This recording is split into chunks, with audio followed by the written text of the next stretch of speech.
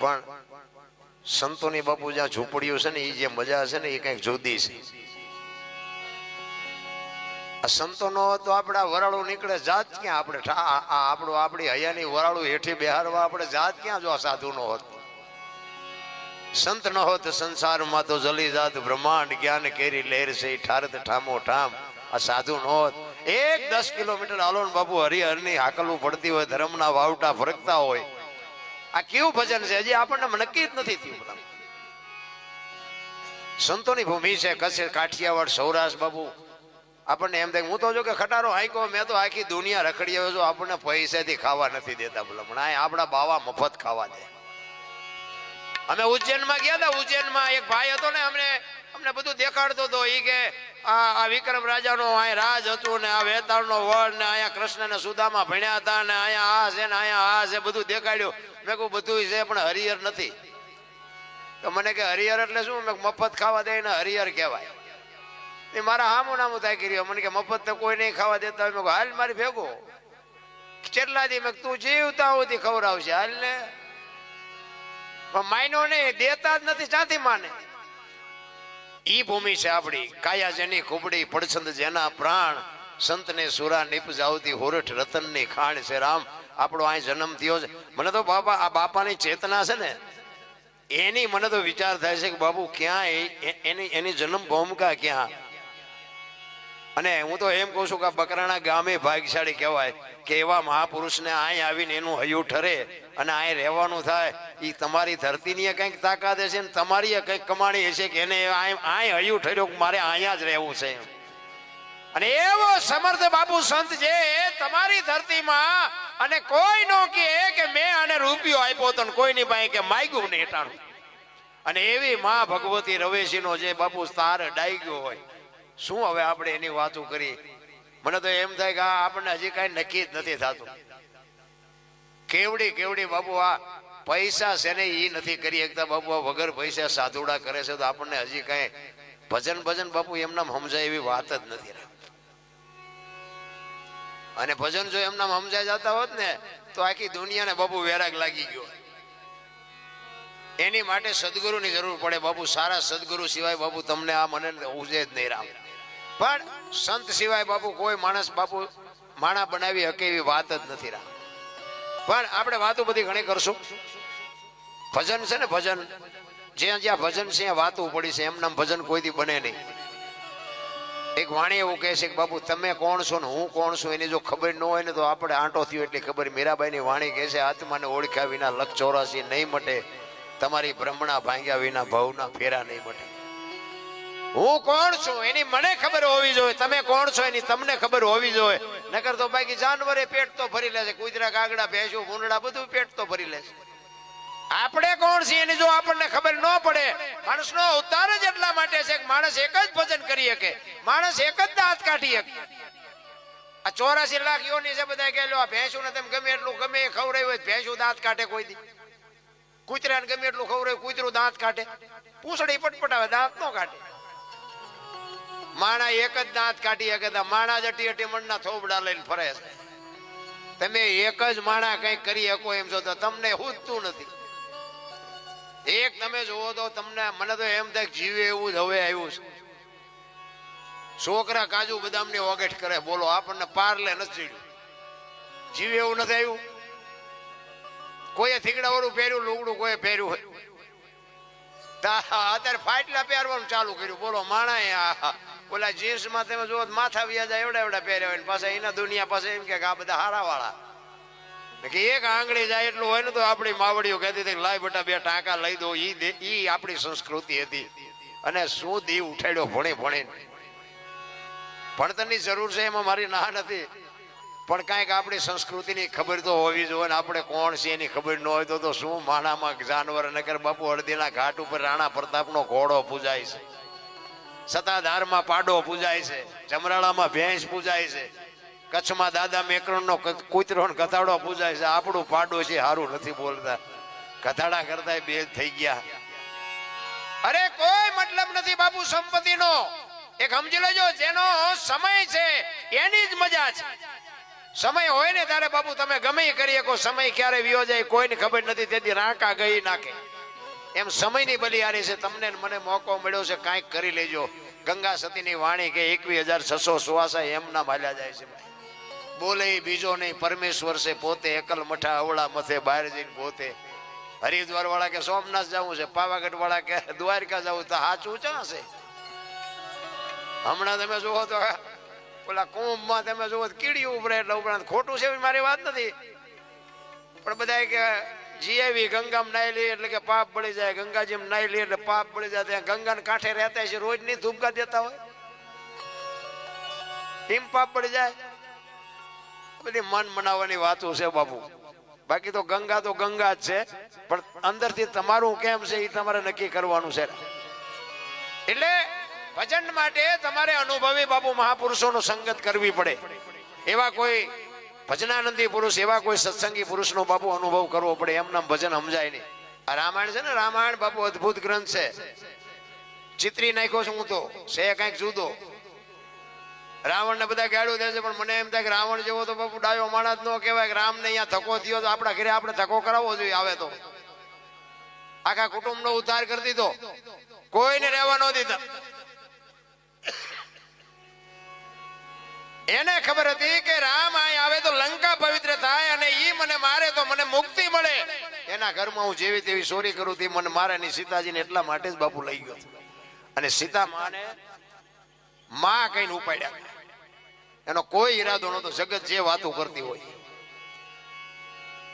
અને અહીંયાથી લંકામાં લઈ ગયા. પછી અશોક વાટિકા બાપુ, આખી લંકામાં સારામાં સારી જો જગ્યા હોય તો અશોક વાટિકા હતી. એમાં માં ભગવતીને રાખ્યા. એને ખબર હતી કાલ દુનિયા ગમે એ વાતો કરે, નકર વનમાંથી અશોક વનમાં લઈ જવામાં રાવણને કોઈ ન રોકી ગયું હોય તો અશોક વનમાંથી પોતાના મેલે લઈ જવામાં રાવણને કોણ રોકત? પણ એને ફરતો પહેરો મૂક્યો કે આને ઉનો વા નો હોય, ધ્યાન રાખજો. મંદોદરી કહે છે કે તમે આ ખોટું કર્યું, અગ્નિનો ગોળો લઈ આવે. ઈ કે તને નહીં ખબર પડે આમાં, હું કહું ઈ તું તારી રીતે મજા કર. ઈ મેં જે કર્યું બરોબર છે. સતી નારી હતી રાવણના ઘરમાં બાપુ. મંદોદરી કઈ જેવી તેવી નહોતી. ઈ કે આ કરવાની જરૂર નથી. ઈ કે તને નો, અને ઠેઠ સુધી ખુલાસો ન કર્યો. રામચંદ્ર પરમાત્મા શેષબંધુ રામેશ્વરની સ્થાપના કરે, ઈ પુલ બનાવે. આખી બાપુ સેના યાર લંકામાં જાય, અને આમ પાણા મૂકે તરતા હતા ને, એમાં કોકે રાવણ ને આવીને કીધું ઈ કે આપણે આ સમાધાન કરી નાખો ને ઓલામને આપણે પુગાય એવું નથી. પાણા દરિયા મૂકે પાણા તરે છે, આપણે જીવવા દે. રાવણ કે એમાં શું મોટી વાત હતી, પાણા તો મારે થી તરે. મંદોદરી ઉભા ઉભા સાંભળે. ઈ વિચાર કરે કે આ જેટલો પુણ્યશાળી છે, ને આ એમ કે છે કે મારેથી પાણા તરે. કમાલ કહેવાય. આપણું બૈરું હોય, આપણને ન ઓળખતું હોય, પણ બોલ્યા નથી મંદોદરી. ઓલા જુવાન બધા જે એના સૈનિકો હતા એ કે પણ તમારેથી પાણા તરે. કે પણ હાલો તમને પુરવાર કરી દઉં. દરિયા કિનારે આવ્યા ને મંદોદરી ભેળા આવ્યા. એ કે મારે જોવું છે. અને હાથમાં તમે કયો એવડો પથ્થર નાખો, તરે જ તે. અને રાવણે ઉપાડીને પથ્થર નાખ્યો, ને પથ્થર મીંડ્યો તરવા. બધા સૈનિકો બળમાં આવી ગયા કે આપણે રાવણમાં કાંઈ ઘટતું નથી, રામ જેવો જ છે રાવણ. પણ મંદોદરી વિચાર કરે છે કે આ એની શક્તિ નથી, પણ આમાં કાંઈક ભેદ છે. ઘરે આવ્યા પછી પોતાના મેલે રાવણ આવ્યો ત્યારે મંદોદરી કહે છે કે લગ્ન કરીને આવી અત્યાર સુધીમાં તમારી પાસે કોઈ વાત નથી માંગી, પણ આજે એક મને જવાબ આપો. ખવારે તમે સમુદ્રના કિનારે ગયા અને પથ્થર તર્યો, કેવી રીતે આનો ખુલાસો મને કરો. ઈ કે ઈ નહીં કહું. કે ના મને કયો. ઈ કે કહું ખરો, પણ ઈ કે આ મારું રામનું યુદ્ધ ન પતે ત્યાં સુધી તારે ખુલાસો નહીં કરવાનો તો કહું. ઈ કે તો આપણી આબરૂ ભેગી છે ને, હું ખુલાસો નહીં કરું. અને પછી રાવણે કીધું કે મેં પથ્થરને આમ નાખ્યો ને, તારે પથ્થરને મેં કીધું તું જો ન તર ને તો તને રામ દુહાય છે, એટલા માટે પથ્થર તર્યો તો. એ કે તો સાચી વાત, નગર તમે જેટલા પુણ્યશાળી છો એ મને ખબર છે. રામ તો બાપુ રામની શું આપણે વાત કરીએ. રામના નામથી જો પાણા તરતા હોય તો માણા નો તરે. પણ આપણે બાબુ બુદ્ધિના ગાળિયા થયા છે બધા. અને એમાં અત્યારે આ ભણતર ને આ બધું જે વધ્યું, ભણતરની જરૂર છે. મેં કીધું એમ પણ આ પૈસા ને વાહન ને મકાન ને તમે જોવો ને તો એકાબીજાના ટાંટિયા ખેંચવામાંથી જ બંધ નથી થતા. પેલા આપણા ગઈઢા એક બે ઘર મોડા હોય ને તો એના હાજે ખબર લેતા હતા કે તારા ઘરમાં કઈ ખાવાનું શેક નથી, અને અત્યારે આપણું આપણને ખાવા નથી દેતા. બોલો, એવા બુદ્ધિના ગાળિયા થયા છે. એક ભાઈ આમ છે ને ખીલી ખોડતો હતો દિવાલમાં, ઊંથી ખીલી રાખેલી, માથું દિવાલ કોઈ નાણી કોઈ રસોડિયું મારે અને રિયો બબડે કે કારખાના વાળામાં બુથિયું ક્યાં છે, ઊંધિયું ખીલિયું કાઢ્યું. એનો ભાઈ અહીંયા ગયો કે હું કે ખીલિયું જો ને કે ઊંધિયું કાઢ્યું. એનો ભાઈ અહીંયા જઈને કે આ દિવાલની ક્યાં છે, તારામાં બુદ્ધિ નથી, આ દિવાલની છે. ત્યાંથી ચાલીને લઈ ગયા, ત્યાં જઈને મારી. આખી જિંદગી આમ નામ દિવાલું ફેરવી, પણ અહીંયા ખીલી ન ફેરવી નાખી.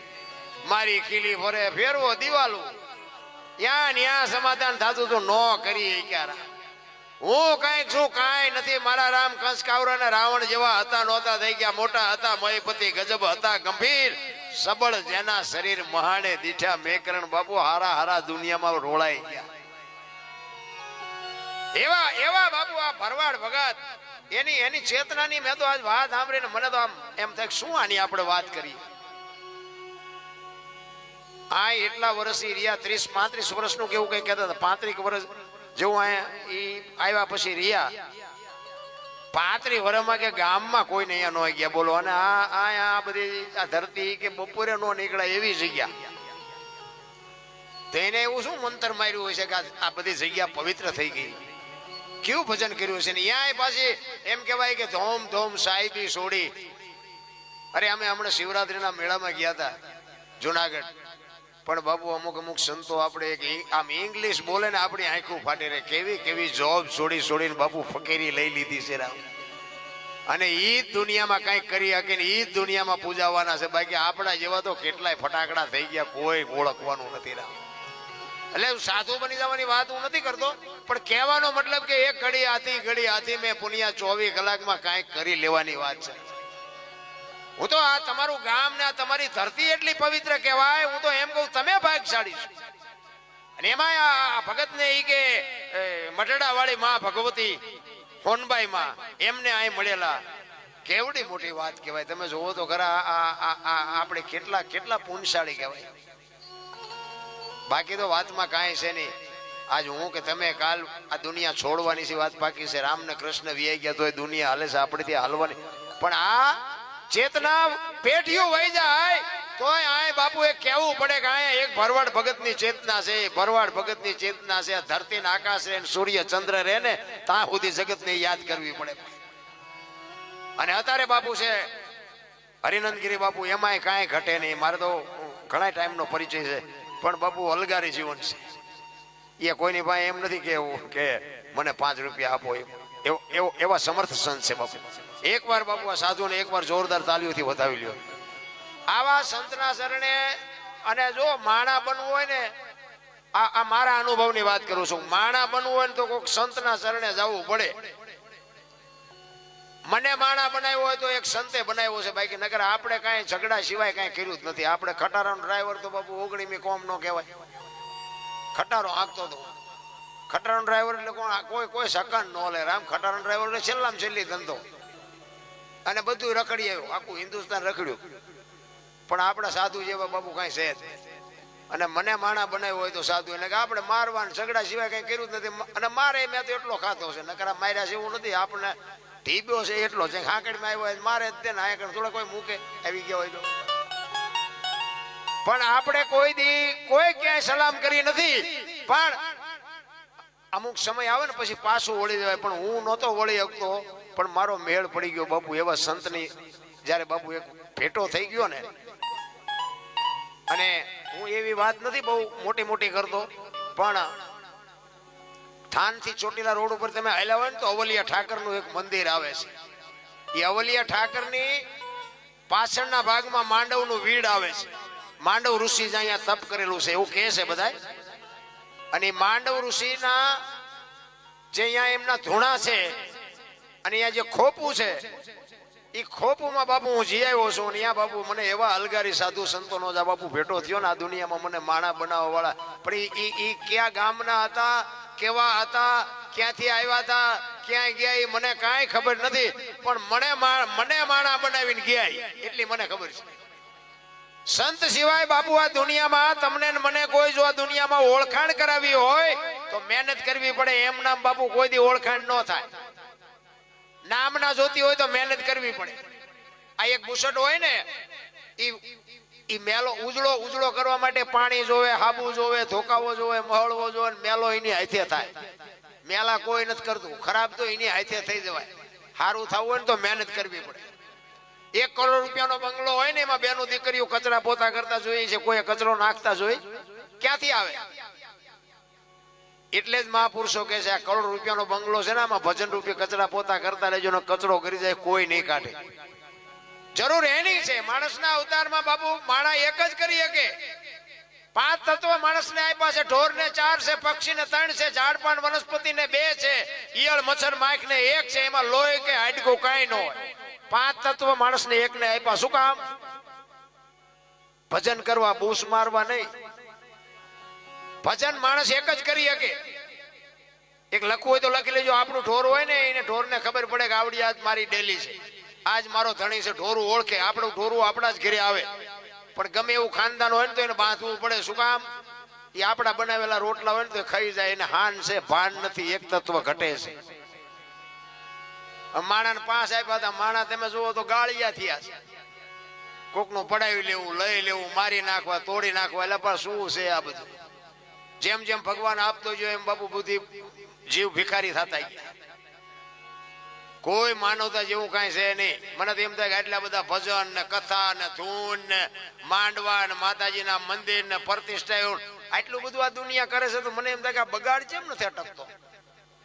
વિચારવા જેવું નથી. આપણા ગઢડા આટલું કરીએ નહોતા આગતા. બગાડ તો ઉભો રહેવો જોઈએ ને.